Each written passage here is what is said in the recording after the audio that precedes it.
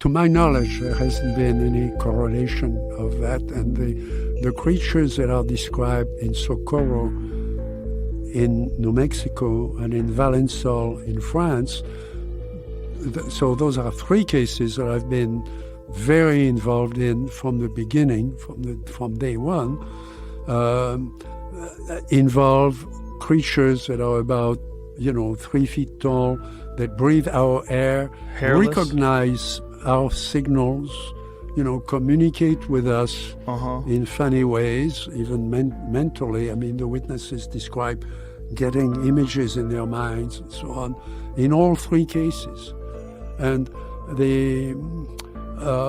what's interesting is, people can argue about Trinity all they want, like they argue about Roswell, but the case in Socorro and the case in France, in Valensole, were investigated by governments, not by, the local UFO group, although the local UFO group did a good job in all those cases. But they were, in Socorro, it was first the local police, the local policemen saw the craft and the beings and described what happened. He was terrified, but when the thing took off, he thought it was something to do with some new gadget or some work in the desert. It's an area that's still in the same state today. I've gone back there with Dr. Hynek's son, with Paul Hynek a few months ago. I've gone several times there. And so after the police, turned out the FBI was in town on another case. They had no jurisdiction in New Mexico for that particular case. It wasn't a federal case, but they helped preserve the traces, the FBI way. And the local police was happy to have them there. And then there was the state police came in and did an investigation. And then people from the base, came in with experts in explosives, experts in recovery of weapons and rockets and so on, because they thought it might be something that had come from the Trinity Range that was out of its way, right, and had crashed near Socorro, right, in which case they might have responsibility, including financial responsibility if something was destroyed or whatever. So this was very serious. I have the whole file. Okay, it's a big file. Right. Nobody's looking at it. I mean, the investigation in Washington now, they are saying, we're going to look at the cases of the last 12 months. Well, what kind of science is that? Can you imagine scientists reading this? And this is the way they are going to solve the UFO problem, by looking at vague pictures of lights in the sky for 1 year? Why don't they go back to those records? Those are federal records. Much like we have different shaped aircrafts and fighter jets and cars, they probably have different shapes of these objects that operate under similar principles.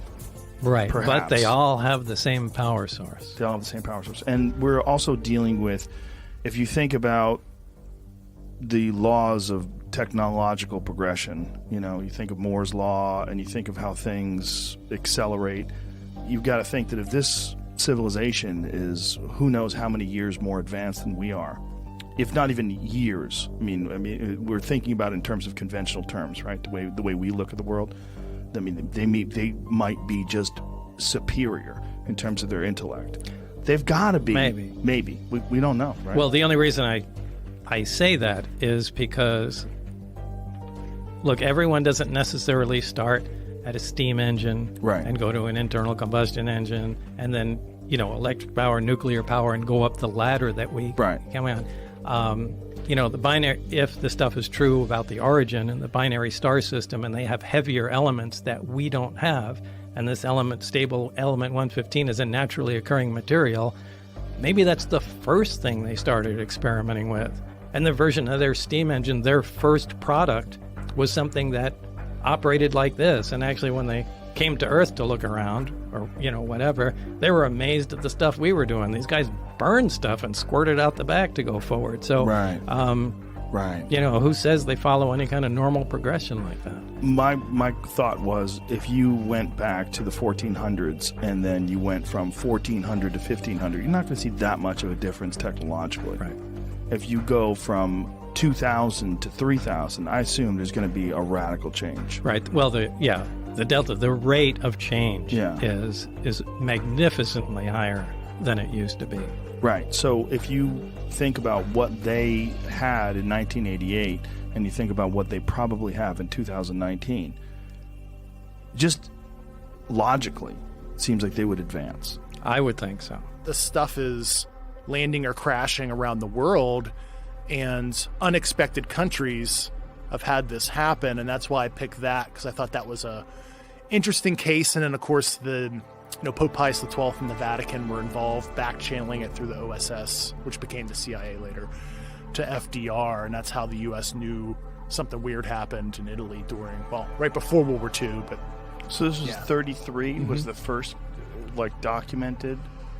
That is the earliest one I can talk about, yeah. There's something that predates that? You could infer that. You could infer that. Yeah. So this 33 one you said was in Italy? Yeah, Magenta. So it's I'm bad at geography. I think that's like a Lombardy region. It's like northwest Italy. And what's the story behind it?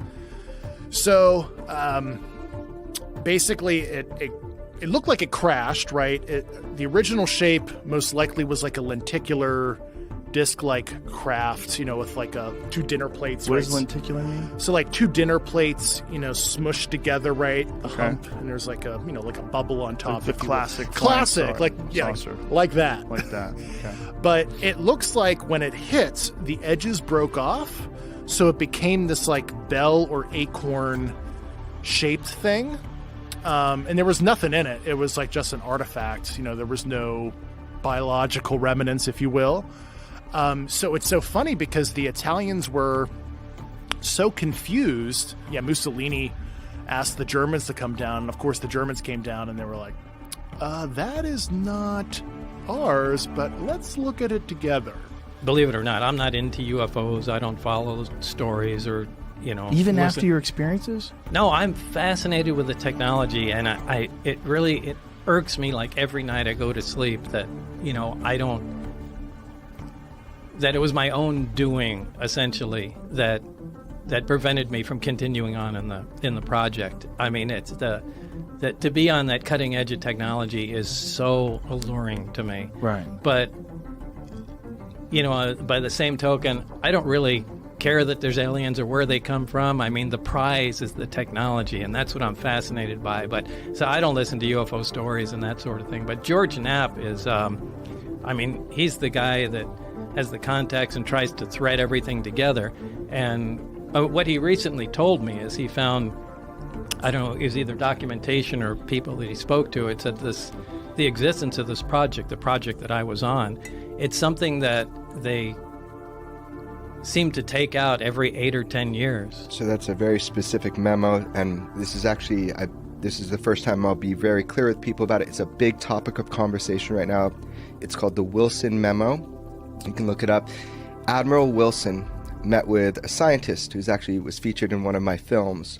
Everybody has been debating whether or not this document of a conversation with a sitting admiral at the time is a real document. It's an actual conversation that happened, and this document is real. Everybody wants to know. The world is going crazy right now in the UFO world.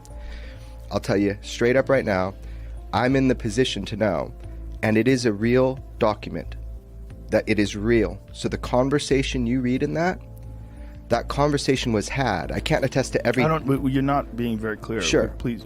No problem. So there was a document that is circulating right now that is really big. It's going around everywhere. People are asking and wondering. What is this document? It's called the Wilson Memo, is how you can find it online. Admiral Wilson meets with this scientist, and they have this discussion, oddly enough, at special projects at EG&G. And if I remember, the document is from 2001. I'm telling everybody right now, it's real. And we'll see. My history is pretty good with saying if something's real or not, right? So here we go. The document comes out. They meet at EG&G special projects. In 1989, they stumble into a problem. This happens. They put the technology away, and then they bring it back out and see if material science has caught up and if they can make any progress. So this document kind of talks about this process. The big thing I get from it, and a lot of it's vindicating to Bob, and one of the things it's vindicating besides the EG&G thing, is that private industry, so this guy's an admiral, and he says, I found out about your SAP, your Special Access Program. I need to know about it. And he's going to a private part of industry, and he is denied access. And he says, I should be running this program. And they were able to deny him access. The case in Valençol, 5 agencies of the French government. So this guy was a farmer. He had a field where he was growing plants to make perfume. So this was high level, expensive crop.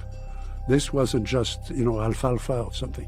And he goes there at 5 o'clock in the morning because, he wants to do to water the thing and so on before the sun is up, because it's going to be in the south of France, it's going to be very hot.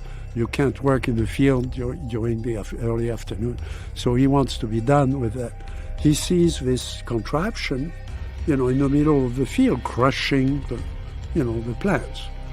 And so he sneaks in and he's paralyzed. Okay? Now, there is an egg-shaped object, just like the one, at Trinity, just like the one in Socorro. It's the size of a mid-sized truck. There are 2 creatures in front of it, human looking, 2 eyes, breathing air. They look at him sort of amused, and one of them has something on his belt. He takes out, pointed at him, and that's when he's paralyzed. Now, he's not, as you know, I'm not a doctor, but I've gone to doctors about what kind of paralysis is that, where you can stand up and watch something, you just can't move. They said, well, there is a type of paralysis that will just inhibit the motor, motor nerves, where but you'll still be up and aware. You're not going to fall down, in a heap. And from there, he sees them going back inside the thing. The thing takes off. It takes off like a shot out of a gun, and it vanishes in midair. Okay. Now, he goes to see the gendarmes. This man is fairly wealthy. He owns quite a bit of, several fields, expensive crops. His wife is the mayor of the town.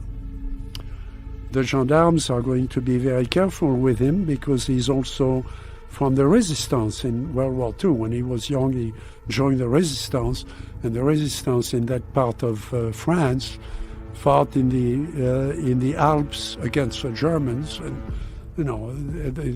they were regarded as heroes of World War II.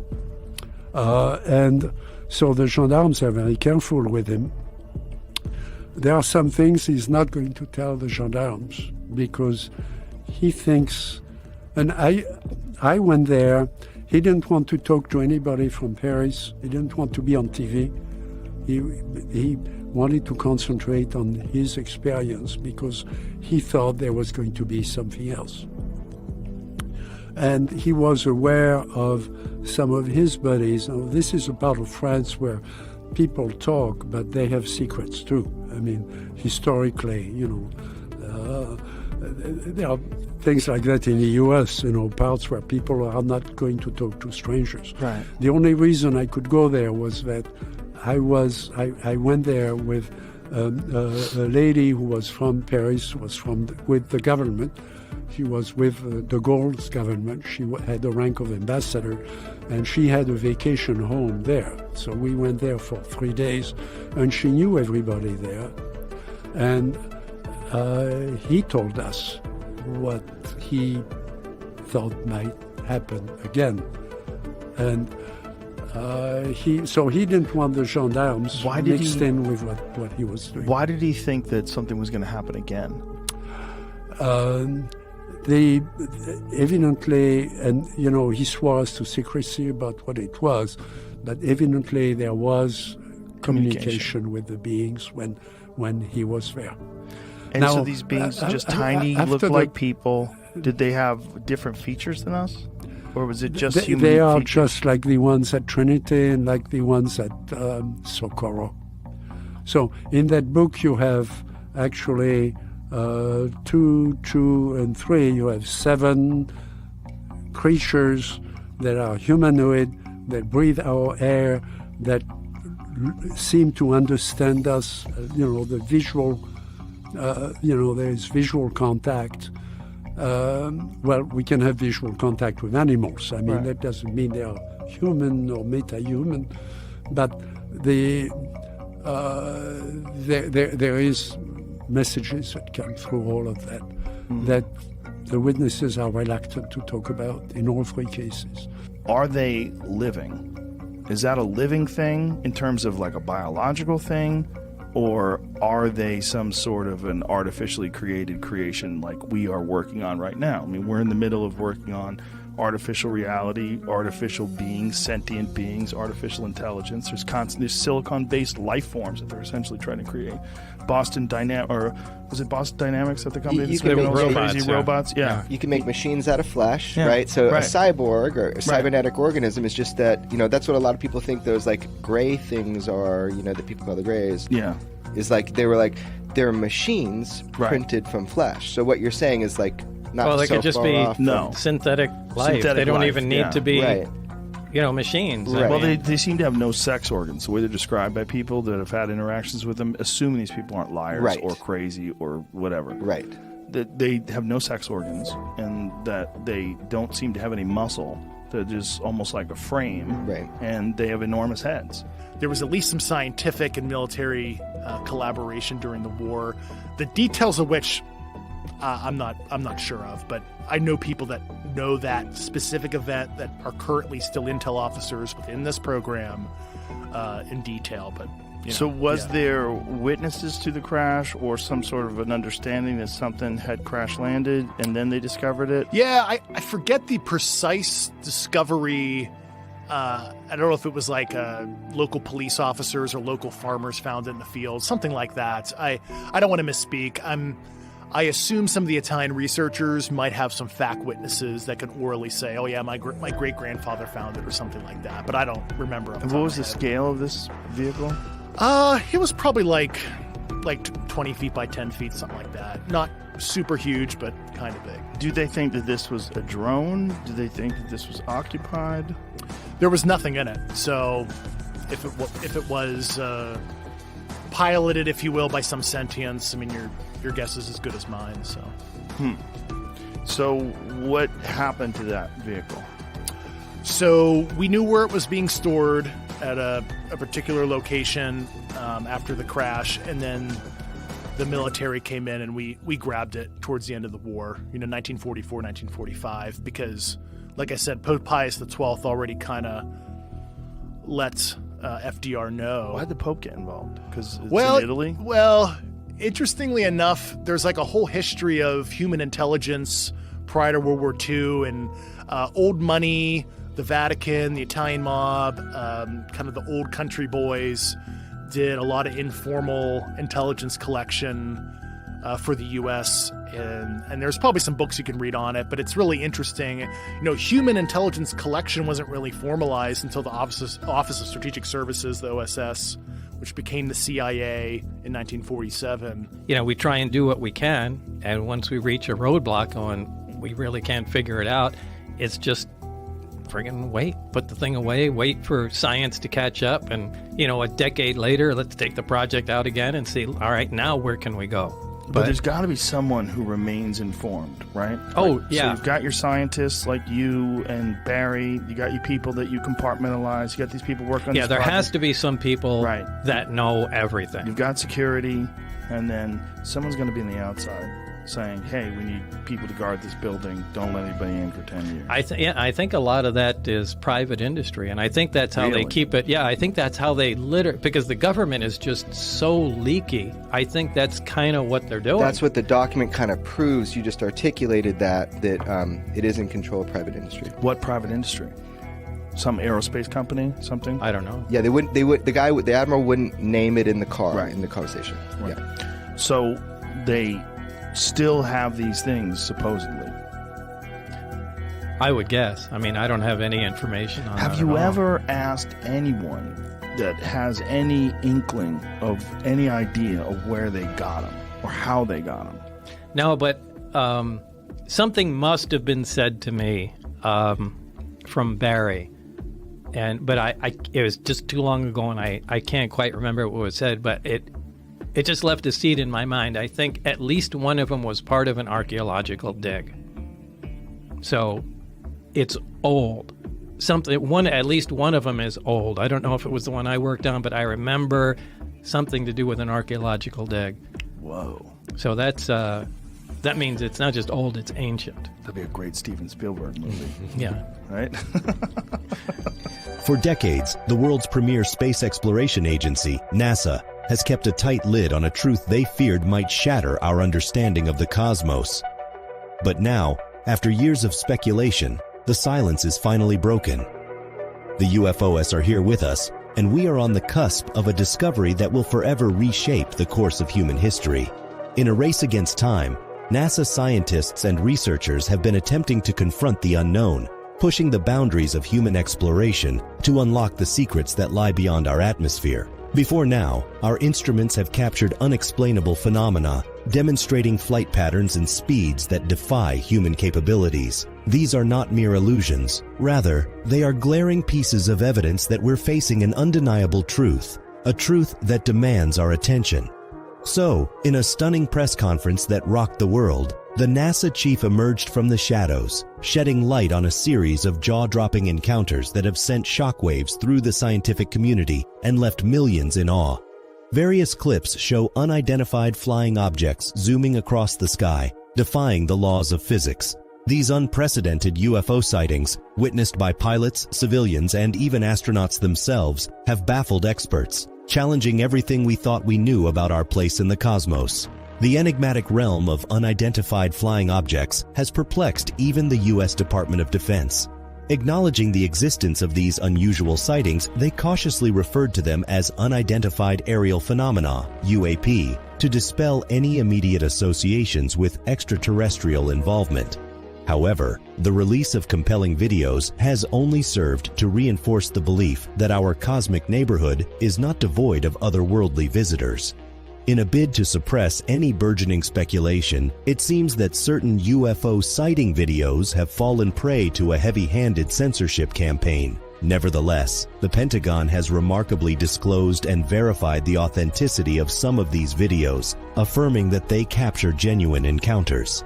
The first astounding incident took place off the California coast in 2004, where witnesses filmed an oval-shaped object hovering effortlessly, defying the conventional laws of physics. As if that wasn't enough to stir intrigue, the second documented UFO video showcases an object hurtling across the surface of the ocean, leaving observers awestruck by its sheer velocity.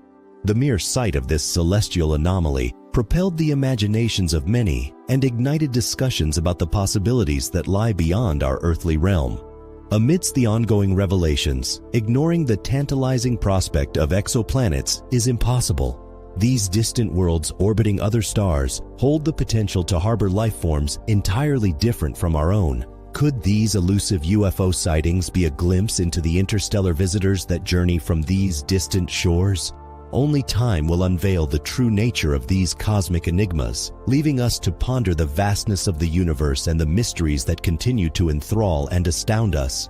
Throughout history, several fascinating incidents have occurred when unidentified flying objects, UFOs, were fortuitously captured on cameras, leaving an indelible mark on our collective imagination.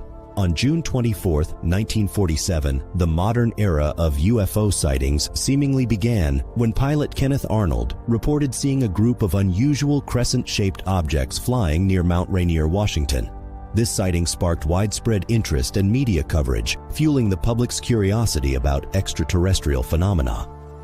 It was a sunny afternoon, and pilot Kenneth Arnold had just embarked on a routine flight near Mount Rainier, Washington. Little did he know that this unassuming journey would forever alter our perception of the skies above. As he gazed out of his cockpit, his eyes widened in disbelief. A group of strange crescent-shaped objects soared through the air with a grace-defying logic.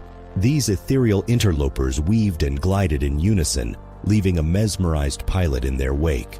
The words of Kenneth's extraordinary sightings spread like wildfire, capturing the media's attention and captivating the public's imagination. Newspapers blared with sensational headlines, fueling a newfound fascination with the possibility of extraterrestrial visitation. The term flying saucer quickly entered the lexicon, thanks to Kenneth's vivid description of the object's unconventional shape. The world was electrified by the idea that we may not be alone in the vast expanse of the universe.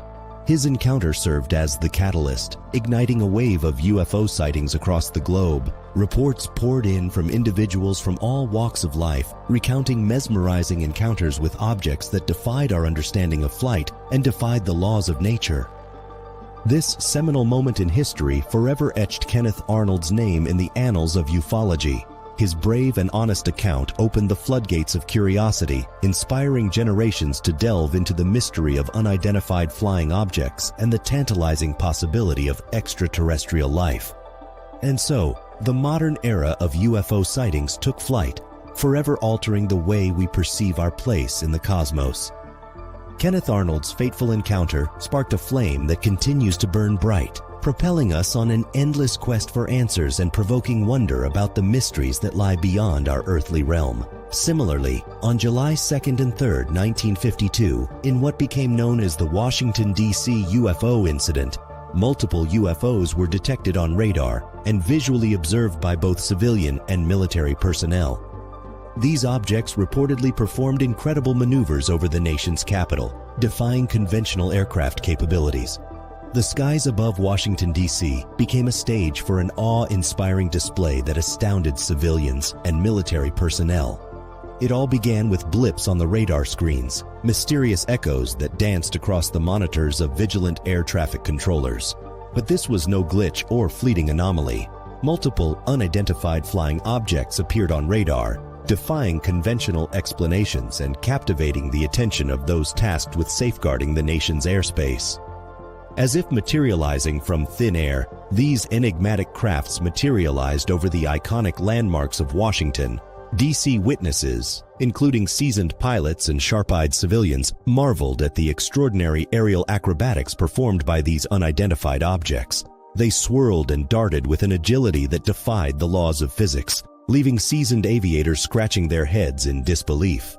News of the Washington, D.C. UFO incidents spread rapidly, sending shockwaves through the nation and beyond.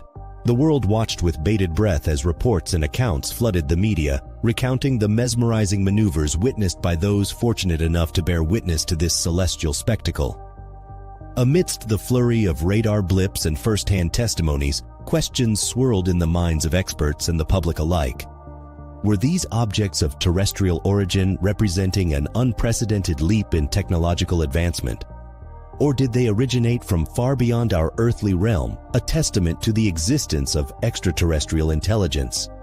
The Washington, D.C. UFO incident remains one of the most intriguing and well-documented cases. It challenged the limits of conventional aircraft capabilities and pushed the boundaries of our understanding of the universe. To this day, it stands as a shining beacon, reminding us that phenomena in the skies continue to elude explanation, beckoning us to delve further into the mysteries that lie just beyond our grasp. But these sightings did not end there. Another famous UFO incident, known as the Rendlesham Forest incident, occurred in Suffolk, England. U.S. Air Force personnel stationed at RAF Woodbridge reported seeing strange lights and encountering a triangular-shaped craft in the nearby forest. The incident has since become a subject of intense debate and speculation. Traveling back to the wintry nights of December 16th to 18th, 1980, where an otherworldly drama unfolded amidst the dense woods of Rendlesham Forest in Suffolk, England. This extraordinary event, forever etched in UFO lore, beckons us to explore the inexplicable. Within the confines of RAF Woodbridge, U.S. Air Force personnel stationed there found themselves thrust into the midst of an enigmatic encounter that would defy their understanding of reality. Strange lights pierced through the darkness, casting an eerie glow upon the forest floor. Startled and filled with curiosity, they ventured deeper into the dense woodland, their hearts pounding with anticipation. As they cautiously approached the source of the lights, what they encountered defied the boundaries of their imagination. A triangular-shaped craft emerged from the shadows, unlike anything they had ever seen. Its sleek metallic exterior seemed to shimmer with ethereal energy as if it held secrets beyond human comprehension. In awe and disbelief, the military personnel gazed upon this enigmatic craft, aware that they stood at the precipice of an event that would reshape their understanding of the cosmos. Since etched into the annals of UFO history, the Rendlesham Forest incident has remained a subject of intense debate and speculation. Witness testimonies, military documentation, and physical evidence have fueled a vortex of theories, ranging from extraterrestrial visitation to covert military operations. Decades later, the Rendlesham Forest incident continues to captivate the minds of UFO enthusiasts and researchers alike, demanding answers to questions that linger in the realm of the unknown. Another historical UFO sighting would unfold nearly 2 decades later, the longest hiatus there was among such sightings. This historical event occurred on March 13, 1997. Also popularly called the Phoenix Lights event, this incident took place as thousands of people in Phoenix, Arizona, witnessed the formation of lights moving silently across the night sky.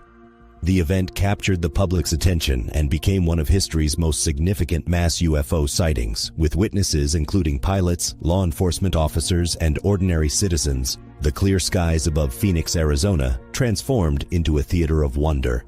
As night fell, thousands of eyes turned skyward, unknowingly preparing to witness a spectacle that would etch itself into the annals of UFO history. A formation of lights, mesmerizing in their unity, materialized against the backdrop of the velvety night sky. Like ethereal dancers, these lights gracefully moved, gliding silently across the heavens and capturing the attention of those fortunate enough to witness this celestial ballet. It was no ordinary occurrence, as the incident quickly left me an indelible mark on the map of UFO sightings, especially as the sheer scale of the phenomenon was considered stunning by many. Witnesses emerged from all walks of life, their accounts weaving a tapestry of awe and intrigue. Pilots, law enforcement officers, and ordinary citizens stood united in their shared experience of this extraordinary event. As in other sightings, media outlets buzzed with fervor, capturing the public's attention and igniting a desire to understand the enigma that had unfolded above the Arizona night. The Phoenix Lights incident likewise became one of history's most significant mass UFO sightings. The breadth of eyewitnesses lent credence to the events, leaving little room for doubt or skepticism.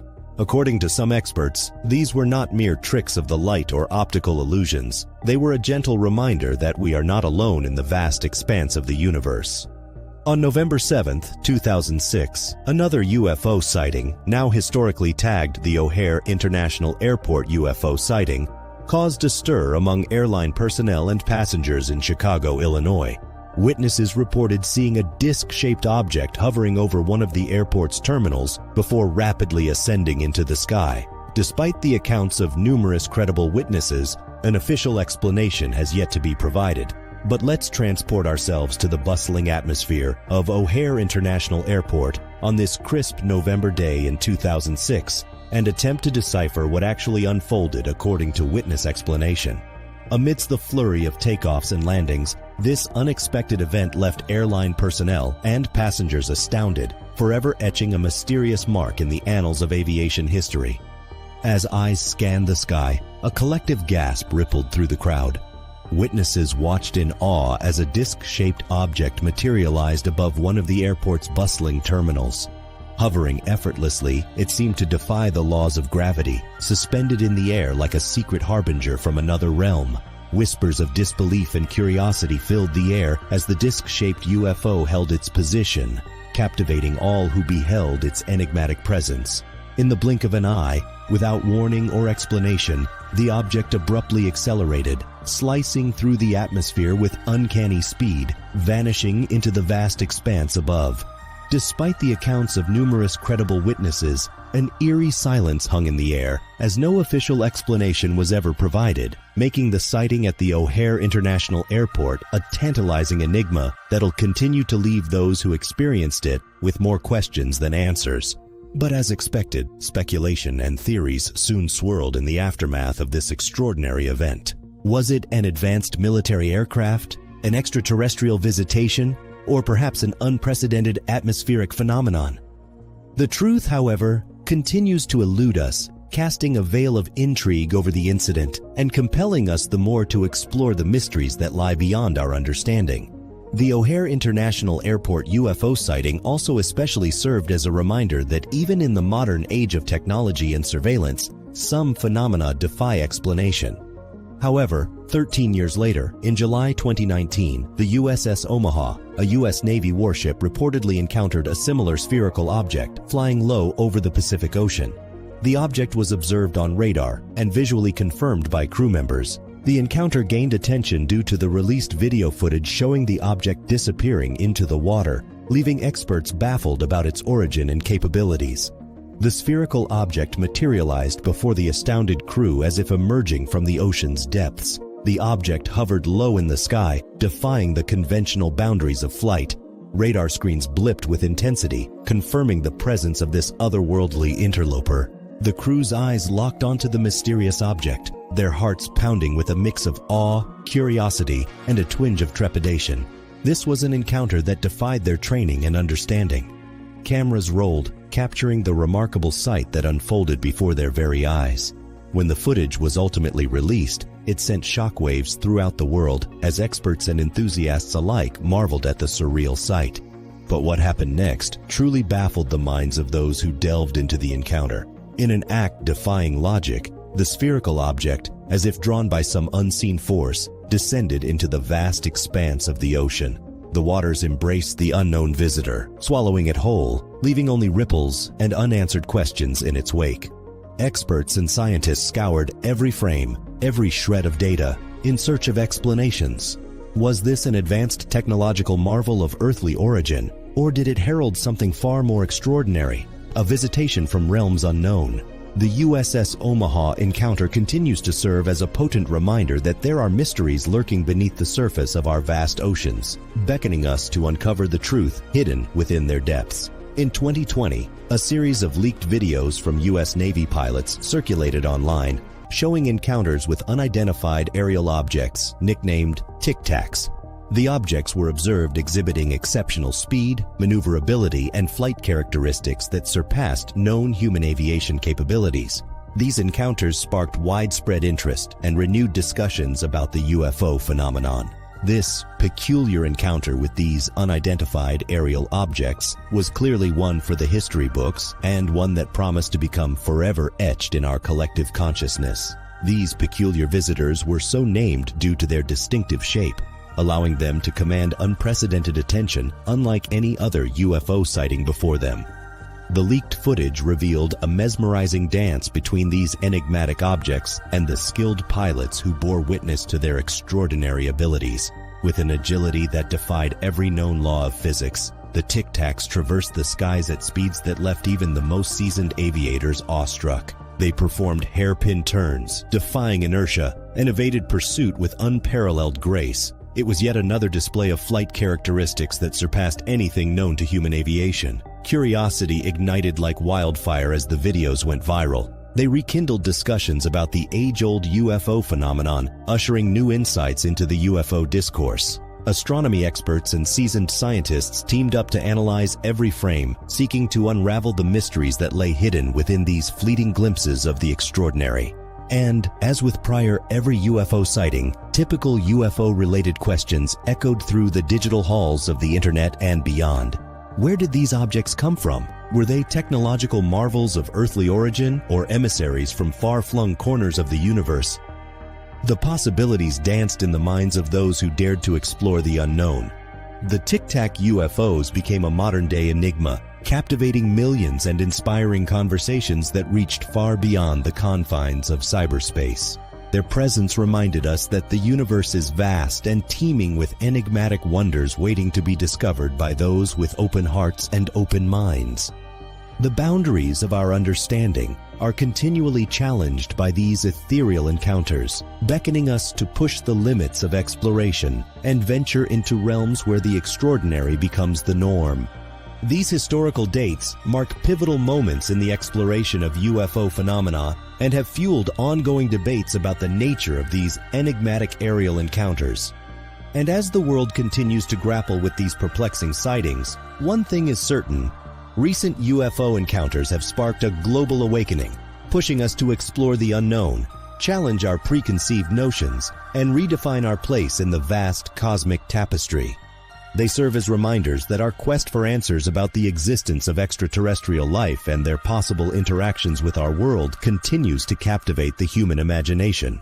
The truth may still elude us, but these recent events have undoubtedly ignited a new era of curiosity, scientific inquiry, and the relentless pursuit of understanding what lies beyond our earthly boundaries.